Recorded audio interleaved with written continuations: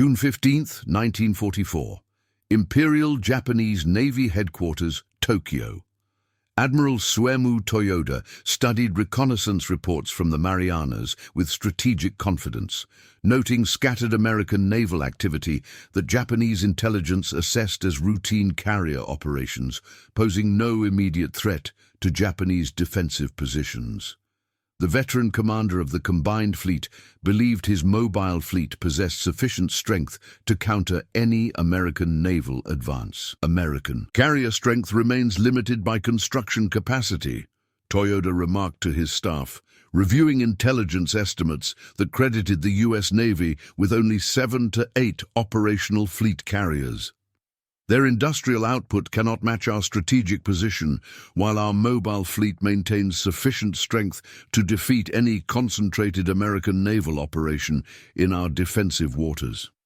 What Admiral Toyoda couldn't know, what none of the Japanese naval planners analyzing American capabilities could have imagined, was that emerging from Pacific morning fog, 200 miles northeast of Saipan, were 14 Essex-Class carriers, a naval armada representing American industrial capacity that had secretly revolutionized Pacific naval warfare through systematic production that Japanese intelligence had never detected.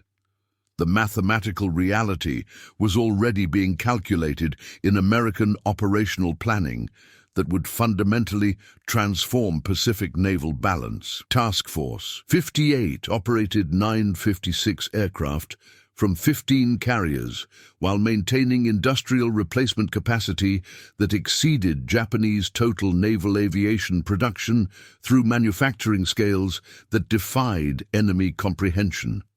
What Toyoda couldn't comprehend was that American shipbuilding had achieved production rates that launched one Essex-Class carrier monthly, while maintaining quality standards that created naval capabilities exceeding Japanese strategic assumptions about American industrial limitations and construction possibilities. Before we continue with this incredible story of how American industrial might stunned Japanese naval forces through overwhelming carrier power, I want to invite you to join our community of naval history enthusiasts. Please hit that subscribe button and ring the notification bell. Your support helps us bring these amazing stories of maritime warfare and industrial triumph to light. If you're fascinated by how American shipbuilding revolutionized naval combat, give this video a thumbs up and share it with anyone who appreciates the engineering marvels that dominated Pacific waters. Now, let's dive into this remarkable demonstration of naval power. Japanese confidence in naval superiority wasn't misplaced arrogance. It was strategic calculation based on systematic analysis of American carrier losses during previous Pacific operations, combined with intelligence estimates that credited U.S. industrial capacity with replacement rates insufficient to maintain sustained carrier operations against concentrated Japanese defensive efforts. The technical assessment supporting Japanese confidence included detailed analysis of American carrier construction that suggested industrial limitations preventing rapid fleet expansion. Japanese naval intelligence had calculated American shipbuilding capacity as inadequate for replacing operational losses while maintaining strategic offensive capability. The strategic positioning that characterized Japanese defensive planning assumed American carrier strength remained limited by industrial constraints that would prevent concentrated naval operations against well-defended Japanese positions. Mobile fleet planners had developed tactics specifically designed to exploit perceived American numerical limitations. Vice Admiral Jisaburo Ozawa, commanding carrier operations for the mobile fleet, had analyzed American capabilities with professional confidence. Enemy carrier strength cannot exceed our defensive capacity, while industrial limitations prevent sustained operations at strategic distance from American bases. Our coordinated defensive operations will exploit their numerical constraints. The intelligence reports available to Japanese Naval Command consistently underestimated American carrier production while overestimating operational losses that had supposedly reduced U.S. naval strength below levels necessary for sustained offensive operations against Japanese defensive positions in the Central Pacific. The industrial analysis supporting Japanese strategic planning suggested American shipbuilding priorities emphasized quantity over quality, while producing carriers with performance limitations that Japanese naval aviation could exploit through superior training and aircraft design adapted for Pacific operations. The operational doctrine governing Japanese naval strategy assumed American carrier operations would be constrained by fuel limitations, aircraft replacement shortages, and pilot training deficiencies that rapid expansion had created,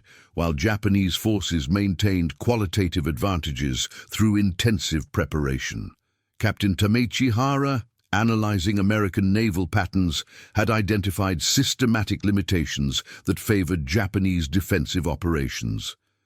Enemy carrier formations operate with logistical constraints that limit sustained combat, while our defensive coordination exploits their operational vulnerabilities through concentrated attacks against dispersed forces. The defensive coordination that supported Japanese strategy included systematic analysis of American carrier approach routes while developing tactics designed to achieve favorable engagement conditions against numerically superior but operationally constrained enemy forces operating at maximum range from support bases. The aircraft allocation supporting Japanese carrier operations emphasized quality over quantity, while maintaining pilot training standards that previous combat had proven superior to American mass production methods that supposedly sacrificed individual excellence for numerical strength, inadequate against experienced Japanese aviators. As Admiral Toyoda completed his strategic assessment with confidence in Japanese defensive advantages, he embodied naval doctrine that had systematically underestimated American industrial capacity while overestimating strategic limitations that would favor Japanese defensive operations against constrained enemy forces. The stage was set for devastating demonstration that American industrial capability had achieved carrier production scales that rendered Japanese strategic assumptions obsolete through systematic naval construction that created overwhelming force concentration, impossible under previous calculations. Japanese naval confidence wasn't theoretical strategy, it was systematic doctrine based on 18 months of successful defensive operations that had demonstrated mobile fleet capability to inflict significant casualties on American carrier forces, while maintaining strategic defensive positions throughout the Central Pacific, despite mounting enemy pressure and expanding operational scope. The statistical foundation supporting Japanese confidence included documented American carrier losses that had supposedly reduced U.S. naval strength below sustainable levels for major offensive operations. Japanese intelligence credited successful attacks against USS Lexington, Yorktown, and other carriers, while underestimating American replacement capacity. The secret lay in systematic Japanese belief that American industrial capacity faced insurmountable constraints, preventing rapid carrier construction, while maintaining quality standards necessary for sustained Pacific operations against experienced Japanese naval aviation trained specifically for anti-carrier warfare. Admiral Isoroku Yamamoto's strategic legacy, analyzed by current Japanese naval leadership, had emphasized exploiting American industrial limitations through decisive engagement that would achieve favorable exchange ratios exceeding enemy replacement capacity, while demonstrating Japanese qualitative superiority over quantity-based American doctrine. The carrier aviation capabilities supporting Japanese confidence included systematic pilot training that emphasized individual excellence over mass production methods that American expansion supposedly required. Japanese naval aviation maintained qualitative advantages that previous combat had validated against American pilots.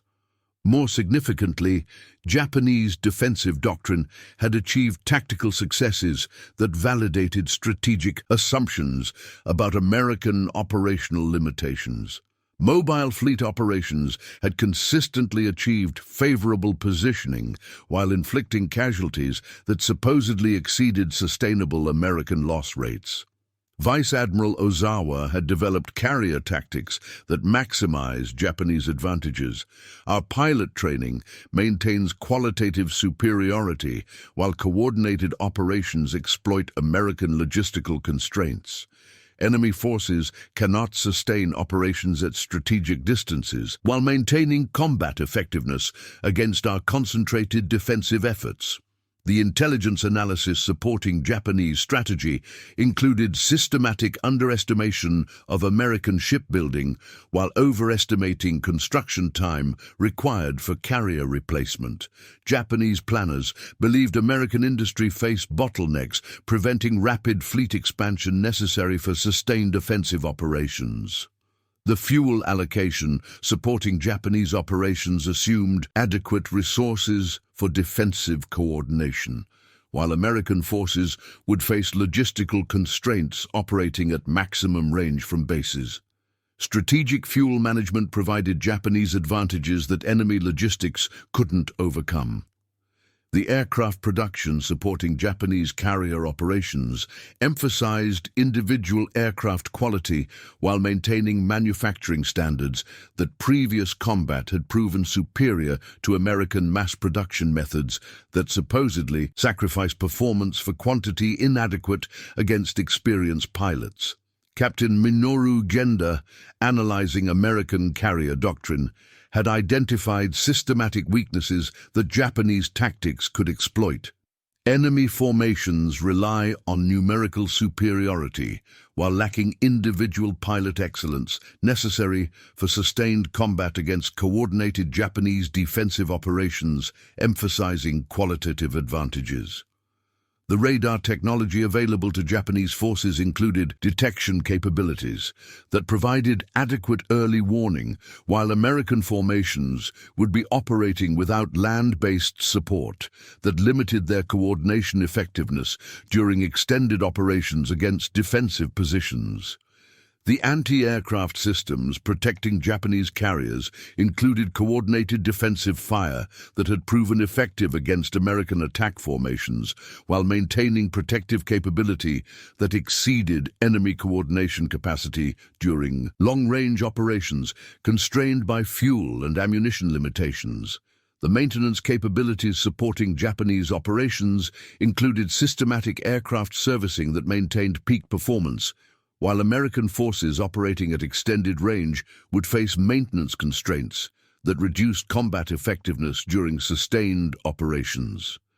The communication systems linking Japanese naval forces enabled coordinated defensive operations that maximized tactical effectiveness, while American formations would face communication limitations that reduced coordination capability during complex operations against prepared defensive positions. By June 1944, Japanese naval doctrine represented systematic confidence in defensive advantages that had been validated through previous combat, while American industrial limitations supposedly prevented sustained offensive operations necessary for decisive strategic results against prepared Japanese positions. What Japanese strategists couldn't anticipate was that American industrial expansion had achieved carrier production scales that rendered previous intelligence estimates obsolete, while creating naval force concentration that exceeded every Japanese calculation about sustainable American naval strength. June 15, 1944. EO 6:15 hours.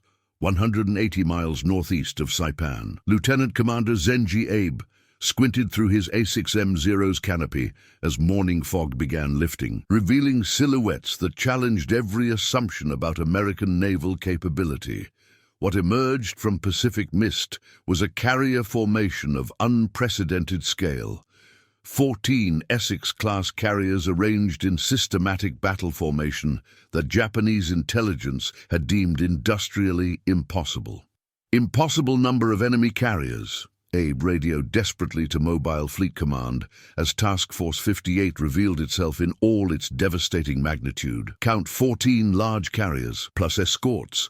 This exceeds all intelligence estimates of American naval strength. Request confirmation of identification. This cannot be accurate. The systematic shock that followed challenged fundamental Japanese understanding of American industrial capacity. Each Essex-class carrier displaced 27,100 tons while carrying 90-plus aircraft, naval capability that represented production achievements Japanese planners had calculated as impossible within American construction timelines. The formation discipline demonstrated by American carriers included coordinated maneuvers that indicated extensive training and operational experience impossible to achieve with newly constructed vessels. Japanese observers witnessed tactical proficiency that suggested long-term operational development rather than hasty fleet expansion. Captain Tameichi Hara, commanding destroyer Yahagi in Mobile Fleet Escort,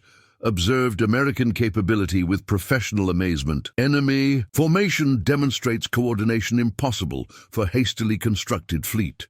These carriers operate with tactical proficiency, indicating extensive operational experience while maintaining formation discipline, exceeding our intelligence estimates. The aircraft complement visible on American carrier decks included F-6F Hellcats, SB-2C Helldivers, and TBM Avengers, in numbers exceeding 2,300 total aircraft. Air power that represented production capacity. Japanese industry couldn't comprehend, while maintaining quality standards that combat effectiveness demonstrated. The escort coordination accompanying American carriers included cruisers, destroyers, and support vessels arranged in defensive formations that indicated systematic fleet doctrine rather than improvised operations. Naval organization demonstrated industrial capacity supporting comprehensive fleet construction. Vice Admiral Ozawa, receiving reconnaissance reports aboard Taiho, struggled to comprehend intelligence implications. American carrier strength exceeds every calculation of their industrial capacity, while formation organization indicates systematic fleet development. Our strategic assumptions require immediate revision based on this unprecedented force concentration. The technological sophistication evident in American formations included radar equipment, communication systems, and coordinated operations that indicated advanced electronic capability, supporting fleet-level coordination impossible to achieve without systematic industrial development, supporting comprehensive modernization. The fuel logistics enabling American operations included fleet oilers and support vessels that indicated resource capacity maintaining sustained operations at strategic distances. Logistical capability demonstrated industrial infrastructure supporting extended Pacific operations regardless of distance constraints. The anti-aircraft systems visible on American carriers included coordinated defensive installations that provided fleet-level protection exceeding individual ship capability. Defensive coordination indicated systematic design philosophy, emphasizing mutual protection through technological integration. Lieutenant Saburo Sakai, attempting fighter reconnaissance of American formation, observed systematic defensive capability. Enemy fleet demonstrates coordinated defensive fire that prevents close approach while maintaining formation integrity. Their defensive systems indicate technological sophistication exceeding our intelligence assessment of American capability. The communication coordination evident in American operations included systematic fleet maneuvering that indicated electronic capability, enabling real-time coordination impossible to achieve without advanced radio systems supporting complex fleet operations across extended formations. The maintenance capability demonstrated by American carriers included systematic aircraft operations that maintained peak readiness despite extended deployment. Operational capability indicated industrial support systems maintaining fleet effectiveness regardless of distance from major bases. The strategic implications of American force concentration included naval capability that rendered Japanese defensive calculations obsolete while demonstrating industrial achievement that exceeded every assumption about American shipbuilding capacity and fleet development timelines. The psychological impact on Japanese personnel included systematic demoralization caused by witnessing naval capability that challenged fundamental assumptions about American industrial limitations while demonstrating force concentration that made defensive coordination mathematically impossible. By 0700 hours, systematic revelation had exposed American naval capability that exceeded every Japanese intelligence estimate while demonstrating industrial achievement that rendered previous strategic calculations obsolete through force concentration impossible under traditional construction assumptions. The impossible had become reality through American demonstration that industrial capacity could achieve naval construction scales that eliminated traditional limitations while creating force concentration that redefined Pacific naval balance through systematic production achievement. June 19, 1944, the Battle of the Philippine Sea.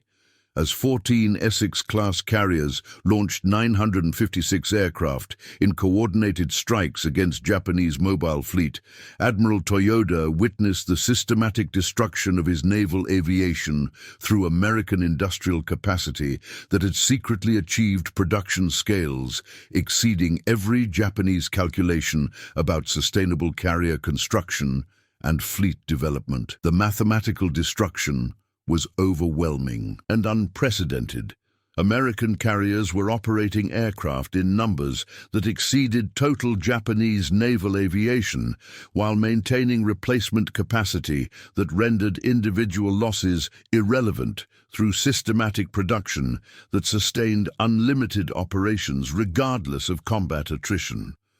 Complete American naval superiority, Toyoda admitted in classified reports, as his mobile fleet sustained devastating losses. Enemy carrier strength exceeds all intelligence estimates while demonstrating industrial capacity that makes traditional naval calculations obsolete.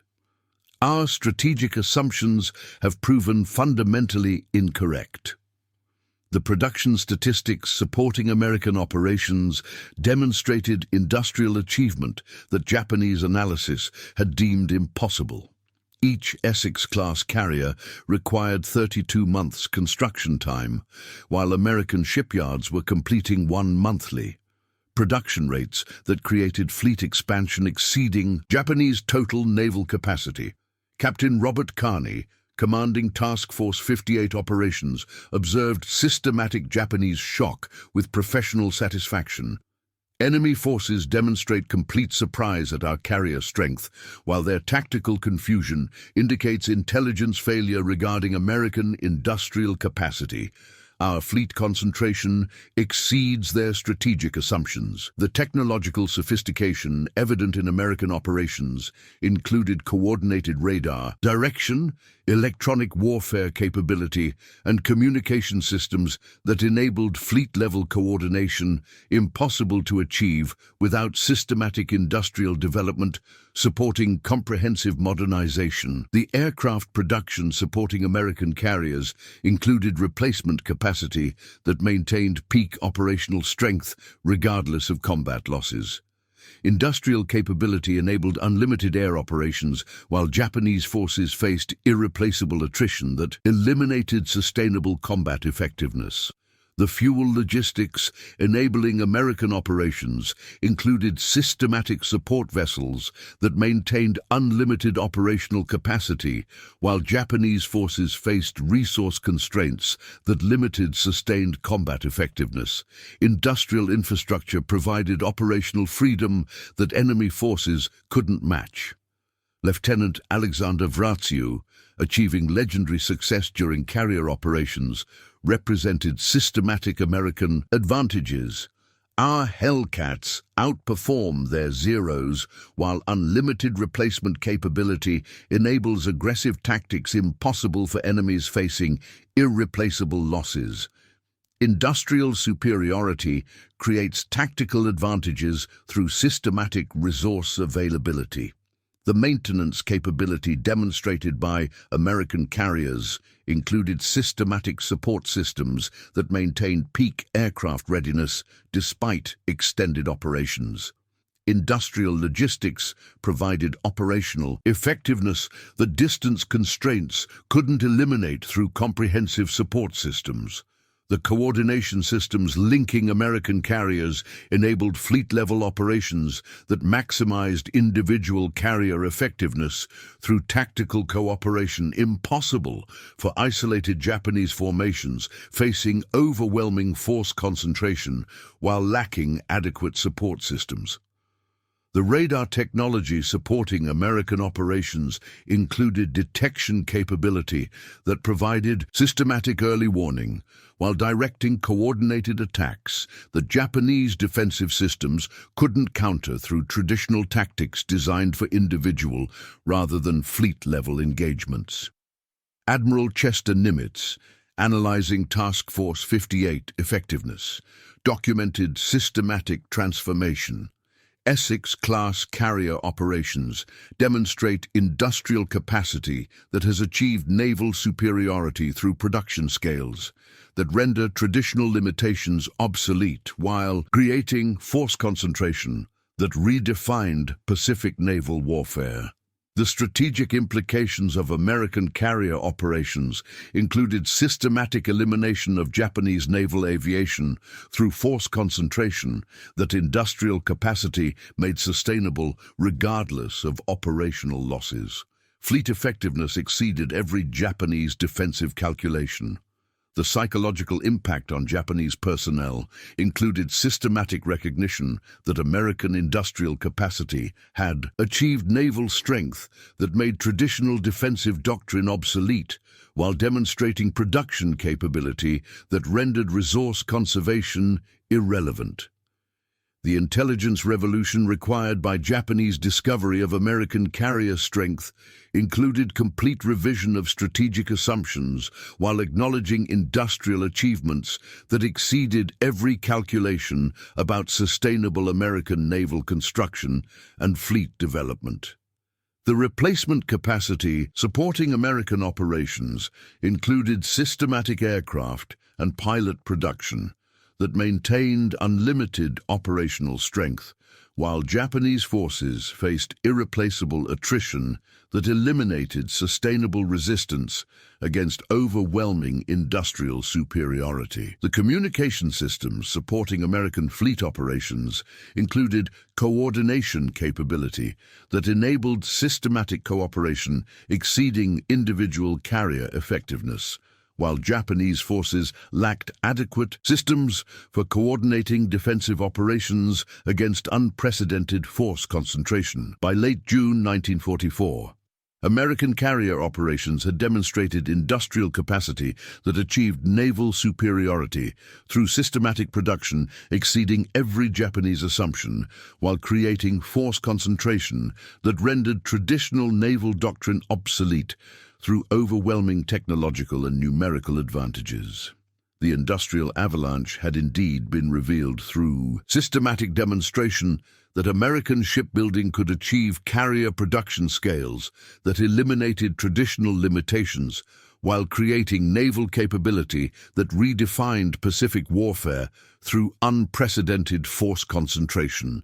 June 24, 1944, Imperial Palace Emergency Conference, Tokyo. Admiral Soemu Toyoda, presented devastating assessment reports documenting the complete transformation of Pacific naval balance through American carrier forces that had achieved operational scales Japanese intelligence deemed impossible. His confident strategic assumptions lay as thoroughly shattered as his mobile fleet's operational capability. American industrial capacity has fundamentally altered naval warfare, Toyoda admitted in classified briefings that would reshape Japanese strategic doctrine. 14 Essex-Class carriers operating simultaneously demonstrates production achievement that renders traditional calculations obsolete while creating force concentration that makes defensive operations mathematically impossible. The final statistics told a story of industrial domination that mathematics made undeniable. American carriers had achieved operational capability exceeding Japanese total naval aviation, while maintaining replacement capacity that rendered individual losses irrelevant through systematic production that sustained unlimited Pacific operations. The strategic implications extended beyond individual tactical defeats to encompass complete transformation of Pacific naval balance. American carrier strength had demonstrated industrial achievements that eliminated Japanese defensive advantages while creating operational capability that traditional naval doctrine couldn't counter. Emperor Hirohito, reviewing naval transformation during imperial briefings, acknowledged systematic strategic revision. American carrier capability exceeds every assumption about their industrial limitations, while demonstrating production achievements that make traditional defensive strategies obsolete through overwhelming force concentration. The technical analysis revealed fundamental differences between American mass production and Japanese precision shipbuilding that had proven decisive under sustained operational requirements. Essex-class construction achieved quantity without sacrificing quality through industrial methods that Japanese traditional approaches couldn't match. But the most devastating evidence was systematic. American abundance had enabled carrier operations at scales that Japanese resource constraints made impossible, while maintaining technological sophistication that rendered individual excellence obsolete against overwhelming numerical superiority.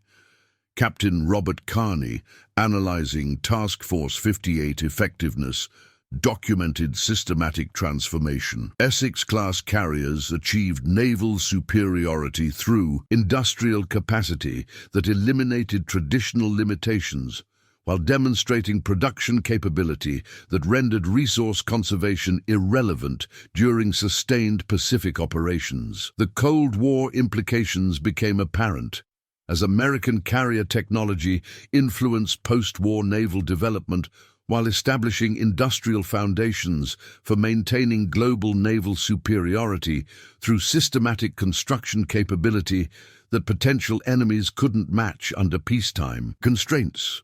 The industrial lessons learned during Essex-class production influenced American shipbuilding philosophy while creating manufacturing systems that enabled rapid military expansion when strategic requirements demanded technological superiority over enemies relying on traditional construction methods. The strategic transformation that resulted from carrier operations included systematic American control of Pacific naval operations, while Japanese forces acknowledged industrial inferiority that made sustained resistance impossible against overwhelming production capacity, supporting unlimited operational effectiveness. Admiral Nimitz, summarizing Pacific Fleet achievements, provided definitive assessment. Essex-class carriers demonstrated industrial democracy's ability to achieve naval superiority through production scales that eliminated traditional limitations while creating force concentration that redefined maritime warfare through systematic, technological, and numerical advantages. The psychological impact on Japanese strategic planning included systematic recognition that industrial capacity determined naval capability while acknowledging technological achievements that rendered traditional shipbuilding approaches obsolete against mass production methods, achieving superior results.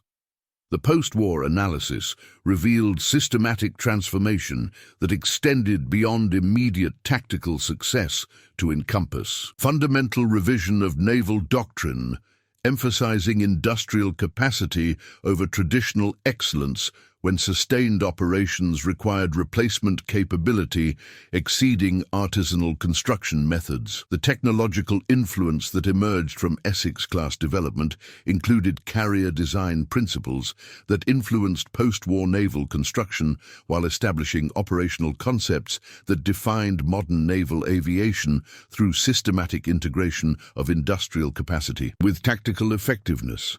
At the 1994 commemoration of Philippine Sea Battle's 50th anniversary, surviving American and Japanese naval personnel met for historical reconciliation.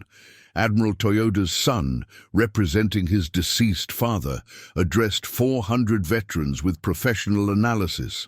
American Essex-Class carriers demonstrated industrial superiority that eliminated Japanese naval advantages through production achievement exceeding every calculation about sustainable shipbuilding. Your industrial democracy achieved naval transformation that rendered traditional approaches obsolete.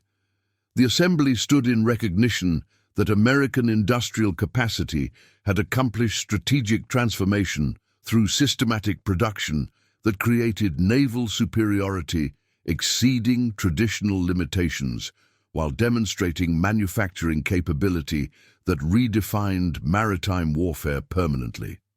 The horizon was forever changed through American demonstration that industrial democracy could achieve naval construction scales that eliminated resource constraints while creating carrier capability that rendered traditional naval doctrine obsolete through systematic production exceeding every assumption about sustainable shipbuilding capacity. In the end, the fog hadn't just revealed ships, it had exposed American industrial achievement that transformed Pacific naval balance through systematic production, creating force concentration that made Japanese resistance mathematically impossible, while demonstrating manufacturing superiority that redefined maritime warfare through overwhelming technological and numerical advantages achieved through democratic industrial capacity.